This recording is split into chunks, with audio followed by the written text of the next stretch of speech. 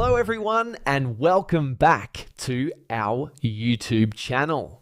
In this video, I'm going to show you how to fix Roblox error 542. First, we'll start with something very simple, yet powerful. So over the time, apps store temporary files to load faster, but sometimes those files get corrupted and the app starts acting weird. To resolve this issue, we will first head over to our device settings.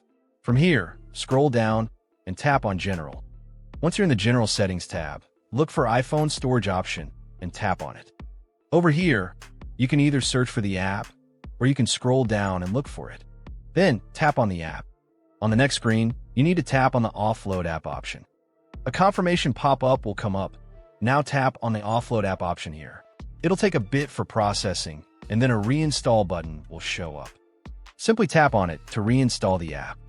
This should resolve the issue, but if it doesn't, then you need to check if the app is running an older version. Head over to App Store. From here, double tap on this search icon in the bottom right corner, and then search for the app. Once the app comes up in the search result, and if you see this update button right next to the app, simply tap on it to make sure you're running the latest version of the app. However, if you continue to encounter this issue, then you will need to completely reinstall the app, which usually resolves the problem. Head over to this screen the way we did before. And over here, tap on the Delete App option here to uninstall the app from your device. A confirmation pop-up will come up. Now tap on the Delete option here. Once uninstalled, open up App Store and search for the app in the search bar. After the app comes up in the search result, simply click on this cloud icon to install it back onto your device.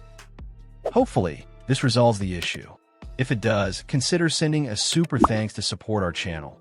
And also don't forget to hit the subscribe button. We'll see you in the next video.